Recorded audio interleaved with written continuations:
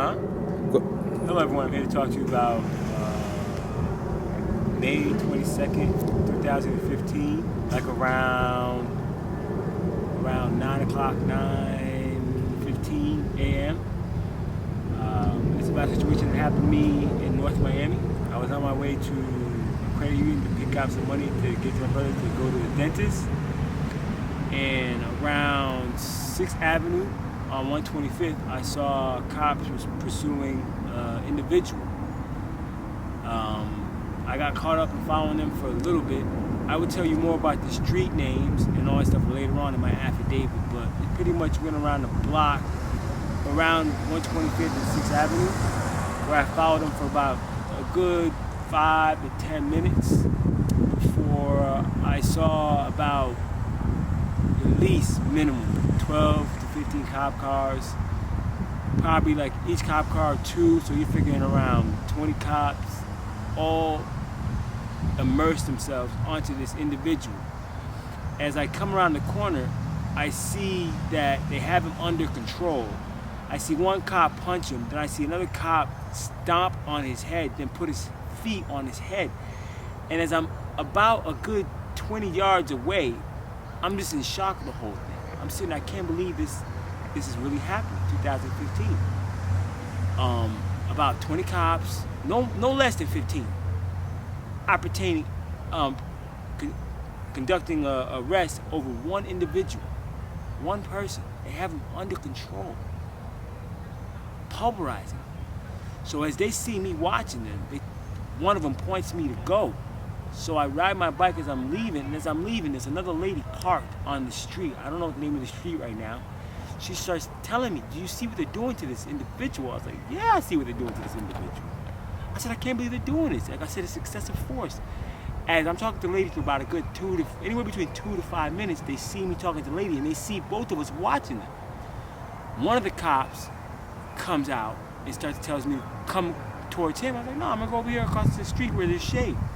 And before I know it, there's 6 or 7 cops around me telling me to sit down. I didn't want to do what they told me to do, but I did just because I didn't want them to feel like I was a threat. And I didn't feel like getting shot. I didn't feel like getting tasered. I didn't feel like getting anything. So I figured I'm gonna listen to them for a little bit, and they're gonna let me on my way. So they tell me to sit down. I sit down. I didn't really want to sit down, but I sit down. Then they tell me to put my hand behind my back. No, actually, after they told me to sit down, he asked me for ID. I go, "I don't feel like I need to show you my ID. I didn't do anything wrong." He goes, "You're obstructing justice. I'm gonna take you to jail for that." I go, "Are you serious? You can't do that. It's not part of your procedure. It's totally against your procedure. I did nothing wrong." And from that, I'm gonna tell you the best that I can. From that, he's like, "Put your hand behind your back." I didn't want to do it, but I did it. Put my hand behind my back, put the handcuffs on me, telling me I'm going to jail for obstructing of justice. And I go, this is nonsense. And as I said to them, I said, "You have an oath of office to serve and protect. What you're doing is not serving and protecting. What you're doing is abusing." "Oh, you know police procedures, you need to read more books." Officer Brooks is telling me I need to read more books about procedures. And towards his statutes, I go, "It doesn't statutes don't pertain to me. I'm a living, breathing human being." "Oh, you need to read up on your law." He's trying to make jokes, cracking jokes. He goes, "I'm taking you to jail today for obstruction of justice." And then, maybe like 2 minutes later, more cop car comes and the detective comes over. He's looking at my bike, because I was on my bike, Scott's bike. I got off my bike. What color was the bike? The bike is blue and black. I got it a while ago. What's the dominant color? The dominant color is blue. It's a mixture of blue and black. It's kind of, I think blue takes over, but it's mostly blue and black. And he said he's going to arrest me. I go, "Listen, officer, you're going to arrest me. I understand that. All I want to do is let you unhandcuff me so I can secure my bike." I said that to him repeatedly. I didn't care about anything else. I wasn't even worried about going to jail. I knew what they're doing was nonsense. I wanted to secure my bike. And then the detective or some guy comes over, looks at my bike, goes back in his cop car, does something. I don't know what he's doing. Comes back, Yo guys, you won't believe it. This bike is reporting stolen. Last year. Do you know the officer's name? I don't know the detective that said this. Some either Cuban or white looking dude. You would recognize him if you saw him? I would recognize it myself. And at the end of the day, he has to say to the people, he has to put his name on the affidavit to let other people know how they knew how this bike was stolen. Apparently my bike was stolen. I stole a bike and I'm riding it around. And I'm laughing. At this time when he said my bike is stolen, I'm laughing. I said, this is a joke. I started laughing, hysterical. I go, as he was arresting me, he was putting force, and it made me kind of soil myself a little because I was getting kind of scared. And then I go, this is a joke. I gotta go finish it off. I'm gonna plead the rest because this is ridiculous. I'm saying it to them because I'm in awe. They're gonna get me for obstruction of justice, disorderly conduct, and they're gonna get me for grand theft of my own bike. So to me, it was just comical. I thought this was a joke. And then the detective was like, hey, this bike is stolen. He's like, where'd you get your bike? I go, you tell me my bike is stolen, you ask me where I got it? I ain't gotta tell you nothing. I'm pleading the fifth right now. You're arresting me. I'm pleading the fifth. I didn't necessarily exercise my right of the Fifth Amendment, but I didn't say anything pertaining to who I was, where I lived, or anything about the bike. Anything they were gonna charge me for, I wasn't gonna say anything about it. I knew the burden was on them to prove that I obstructed justice, I disturbed the peace, and I stole this bike. So he talks to Brooks, tells Brooks a few things, and then he takes off. And then by this time, now I know that I'm getting arrested, I'm trying to get somebody's attention so they can be my witness that what they're doing is totally wrong. A couple of people stopped, looked, and drove off. So then, about 45 minutes of me talking to Brooks and his 6 other buddies, he's like, I'm gonna let you go on your own reconnaissance, but I'm gonna keep the bike. I'm gonna listen. You're not gonna do any of that. What you're gonna do is this. This is what I told him. I said, you let me go with my bike, or you take me in for the bike, and we'll deal with this in front of a judge.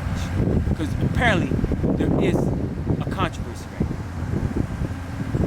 now. He read me the A form that he was about to write, saying that I disrupted officers from making the arrest, got in their way when that was never the case, never followed any of his orders. How did I not follow his orders when I went on the other side of the street and got off my bike and sat down on the ground and let him handcuff me?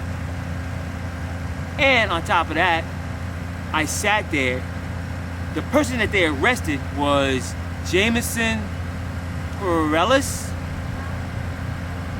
and he could let you know that I didn't obstruct any of the officers from arresting me. I just was gonna make sure that they weren't gonna hurt him any further than they were hurting. And then he says to the other person, he stopped, said he's watching, make sure that we wouldn't shoot him. I said, I never said that. I just was gonna make sure that you wouldn't hurt him any further than you did. And then they took me to North Miami Police Station, put my bike over there, my bike and my bag with my passports, everything. They went into my bag without my consent to get my passport, asking me where I was born. I go, listen, I'm pleading the fifth on that. They were highly upset at the fact that I was exercising my rights, especially the Fifth Amendment on certain things.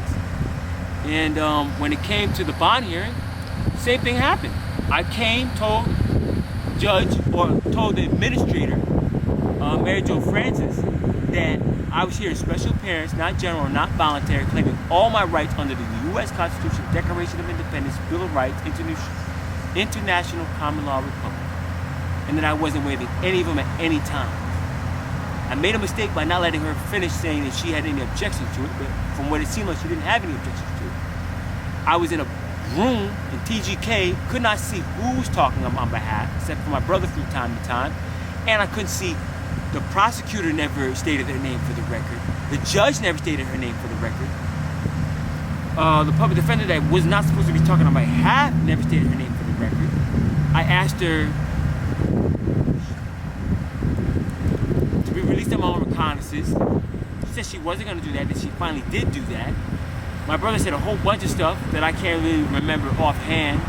My bond hearing recording is going to be there on my behalf to let you know that I didn't do anything that they said on this A form. So this is pretty much my video affidavit letting you know that everything on that A form is fabricated, erroneous, and can't be proven.